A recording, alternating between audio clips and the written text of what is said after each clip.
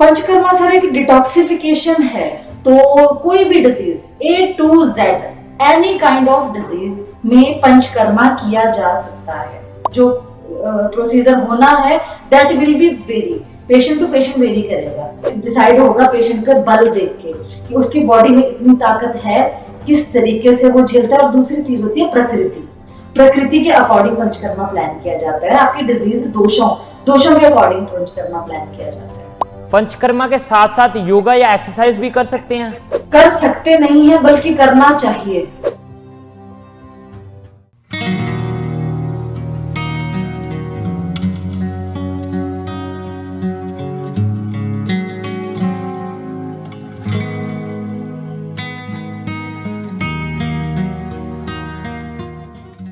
नमस्कार, D5 channel Hindi देख रहे सभी दर्शकों का मैं विभोर स्वागत करता हूं। आज हमारे साथ जुड़े हैं डॉक्टर रचना। डॉक्टर रचना, आपका बहुत बहुत स्वागत है D5 चैनल हिंदी में। धन्यवाद।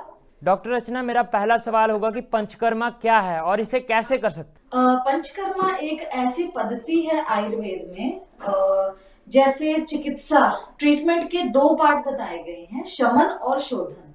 शमन क्या है कि जो दोष हैं उनको शरीर के अंदर ही बैलेंस कर देना, और जो शोधन है उसका मतलब है कि शरीर से दोषों को निकाल देना। मतलब एक डीप क्लींजिंग जो है वो है शोधन।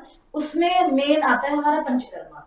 तो पंचकर्मा एक ऐसी चीज है जो डीप क्लींजिंग करता है, डिटॉक्सिफिकेशन करता है डीप लेवल पे, टिश्यूज लेवल पे। अगर जनरल भाषा में समझे जाए तो पंचकर्मा का मतलब ही है कि 5 कर्म। इसमें 5 कर्म आते हैं। वमन यानी कि वॉमिटिंग के थ्रू बाहर निकालना दोषों को। विरेचन यानी कि लैट्रिन के रास्ते पूरा एनल रूट से पूरे दोषों को निष्कासित करना। एक इसमें थर्ड है नस्यम, यानी कि नेजल रूट से। जब नेजल रूट से मेडिसिन डाली जाती है तो वो नस्यम है। निरू और अनुवासन, एनल रूट से अगर मेडिसिन डाली जाती है तो वो बस्ती है। इस तरह से 5 ये कर्म हैं जो शरीर के अकॉर्डिंग पंचकर्मा कहलाता है।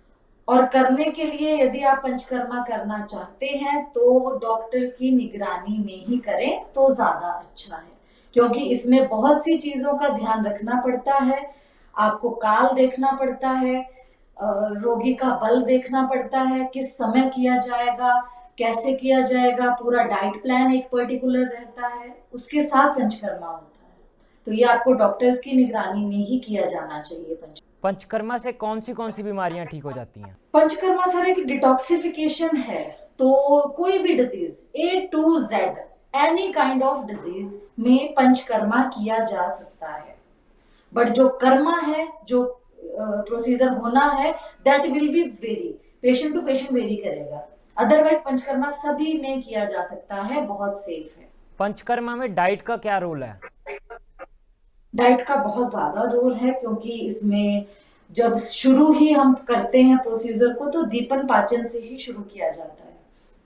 मतलब कि आपको ऐसी डाइट लेनी है ड्यूरिंग द प्रोसीजर भी, बिफोर द प्रोसीजर भी एंड आफ्टर द प्रोसीजर भी, कि जो हमने गट को क्लींस किया है उसको स्टेबल भी करना है, हमें पुराने जैसा बल भी वापस लेके आना है उसका। तो डाइट का बहुत ज्यादा रोल है, वो भी आपका डॉक्टर ही डिसाइड करेगा during the procedure according to, वो भी पेशेंट टू पेशेंट वेरी करेगा। पंचकर्मा करने का कौन सा समय ज्यादा बेहतर होता है, कि सुबह के टाइम करना चाहिए या फिर शाम के टाइम पे? सर ये भी प्रोसीजर टू प्रोसीजर है। जैसे कि अगर आप बस्ती लेके चले, मात्रा बस्ती लेके चले, तो वो तो आप दिन में किसी भी समय कर सकते हैं। और यदि नस्यम का समय देखा जाए तो वो अर्ली मॉर्निंग होना चाहिए, सूर्य उगने से पहले। तो इस तरह से जो जो कर्म है उसके अकॉर्डिंग है। क्या पंचकर्मा घर पर भी किया जा सकता है? थोड़े बहुत लेवल पे, बट वो भी प्रॉपर ऑब्जर्वेशन में ही किया जाना चाहिए। अगर आपको आपका डॉक्टर बोल रहा है कि हाँ ये चीज घर में की जा सकती है, बहुत ज्यादा कॉम्प्लिकेशंस नहीं है किसी चीज में, तो आप घर में भी कर सकते हैं। बट फिर भी गाइडेंस बहुत इंपॉर्टेंट है। अगर पंचकर्मा घर पे करना हो तो किन किन चीजों की जरूरत होगी? सबसे ज्यादा जरूरत जो है वो समय की है। मिनिमम 7 डेज, 14 डेज और 21 डेज, इस तरह से प्लान होता है पंचकर्मा। लेकिन आप यदि घर में कर रहे हैं और डॉक्टर से बात करके या किसी की निगरानी में ही अगर कर रहे हैं तो उसमें मेन रहेगा आपका डाइट, एक डाइट प्लान प्रॉपर होना चाहिए, सुबह से शाम तक आपका एक रूटीन फिक्स किया जाएगा, वो आपको करना है। और जो भी मेडिकेशन उसके ड्यूरिंग रहेगी वो आपको डॉक्टर बताएंगे, वो आपको लेनी है। पंचकर्मा के दौरान एक्सर्शन बहुत ज्यादा नहीं करना है, ट्रैवलिंग बहुत ज्यादा नहीं करनी है, और हैवी डाइट नहीं रहेगी बिल्कुल। नॉर्मल पर्सन का डाइट प्लान क्या होना चाहिए जो पंचकर्मा फॉलो कर रहा है? डाइट प्लान जो मेनली है इसमें कि आपको कोई भी ऐसी चीज जो डाइजेशन में बहुत ज्यादा टाइम ले रही है, जैसे कि मैदा, मैदा बिल्कुल भी नहीं खाना है। और तली हुई चीजें, जैसे बहुत ज्यादा जो फ्राइड्स हैं, परांठा हो गया, जो बहुत हैवी है पचने में, वो नहीं लेना है।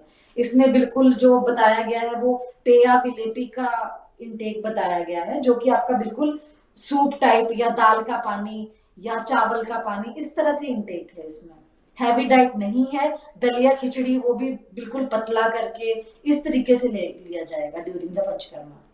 हाँ, लेकिन फ्लूइड इंटेक सफिशिएंट होना चाहिए, ल्यूकवार्म वाटर का इंटेक सफिशिएंट होना चाहिए पूरा दिन में, किसी डिहाइड्रेशन नहीं होना चाहिए। आप नारियल पानी एक नॉर्मल टेम्परेचर पे ले सकते हैं, वो भी बिल्कुल ठंडा, फ्रिज का ना रहे। नारियल पानी और जूसेस आप ले सकते हैं, लेकिन अगर नॉर्मल टेम्परेचर पे रहे तो। दालों में भी जो नॉर्मल दालें हैं वो भी ले सकते हैं, लेकिन राजमा, छोले, उड़द जो हैवी दालें हैं उनका इंटेक भी इसमें नहीं करना है, अवॉइड करेंगे वो भी। जो भी पेशेंट है वो पंचकर्मा कर रहा है जो, उसके साथ साथ एलोपैथिक मेडिसिन भी ले सकता है वो? अगर बहुत ज्यादा जरूरी है, कोई मेडिसिन है जो बहुत ज्यादा जरूरी है, तो साथ में चल सकती है कुछ डूज एंड डोंट्स के साथ। लेकिन यदि बहुत ज्यादा जरूरी नहीं है तो कोशिश कीजिए कि उस दौरान 7 या 14 दिन का जितना भी स्पैन आपका चल रहा है, उस दौरान आप अवॉइड कीजिए अगर हो सके तो। पंचकर्मा के साथ साथ योगा या एक्सरसाइज भी कर सकते हैं? कर सकते नहीं है, बल्कि करना चाहिए। ये बहुत इंपॉर्टेंट एक है, लेकिन इसका मतलब ये नहीं है कि बहुत ज्यादा हैवी एक्सरसाइजेस आप करो या बहुत ज्यादा रनिंग वगैरह करो। नॉर्मल प्राणायाम आप कर सकते हैं, और नॉर्मल जो स्ट्रेचिंग एक्सरसाइजेस हैं, भुजंग आसन या आपका सूर्य नमस्कार, हल्की फुल्की जो एक्सरसाइजेस हैं, आसन हैं, वो आप कर सकते हैं ड्यूरिंग पंचकर्मा। जब कोई पंचकर्मा करता है उसे कितना समय लगता है सारी विधियां करने में? सारी विधियां यदि आप चाहते हैं तो इसमें मैंने वही कहा आपको कि मिनिमम 7 डेज एक प्रोसीजर के लिए, और 14 डेज या 21 डेज, ये है आपका स्पैन। दिन में मैम कितना टाइम लगता है एक पूरी वो विधि करने में? ऐसा कुछ नहीं है कि दिन में कितना टाइम चल लगता है। हाँ, इसमें 2-3 प्रोसीजर रहते हैं, जो कुछ अर्ली मॉर्निंग किया जाता है, और वो भी मैंने कहा कि वो पूरा एक प्लान बनता है, क्योंकि प्रोसीजर उतने ही डलेंगे जितना पेशेंट आपका कैरी कर सकता है। तो वो भी डिसाइड होगा पेशेंट का बल देख के कि उसकी बॉडी में इतनी ताकत है, किस तरीके से वो झेलता है। और दूसरी चीज होती है प्रकृति के अकॉर्डिंग पंचकर्मा प्लान किया जाता है। आपकी डिजीज दोषों के अकॉर्डिंग पंचकर्मा प्लान किया जाता है। तो दोष और प्रकृति को अच्छे से परख के फिर पंचकर्मा का प्लान बनता है। वो भी डेज भी उसी अकॉर्डिंग डिसाइड होते हैं कि 7 डेज का रखें, 14 डेज का रखें या 21 डेज का रखें। लेकिन ये भी जरूरी नहीं है कि जो डिजीज्ड है पंचकर्मा उन्हीं के लिए किया जाए। नॉर्मल जो हमारा रूटीन है, आजकल हम बहुत ज्यादा स्ट्रेस्ड आउट हैं, बहुत ज्यादा बिजी रहते हैं अपने रूटीन्स में, तो इसमें भी अगर टाइम लगे तो 6 महीने में एक बार या साल में एक बार पंचकर्मा अगर हम करवा लेते हैं तो दैट इज द थिंग कि जो हम अपने एक अच्छे बेनिफिट के लिए कर रहे हैं। एक डिटॉक्सिफिकेशन है जो ईयरली या 6 महीने में अगर हम करवा रहे हैं, तो हम ऐसी चीज कर रहे हैं कि काफी बीमारियों से हम खुद को बचा सकते हैं। डॉक्टर रचना, आप हमारे साथ जुड़े, आपका बहुत बहुत धन्यवाद। धन्यवाद। अगले एपिसोड में फिर हाजिर होंगे, तब तक के लिए नमस्कार।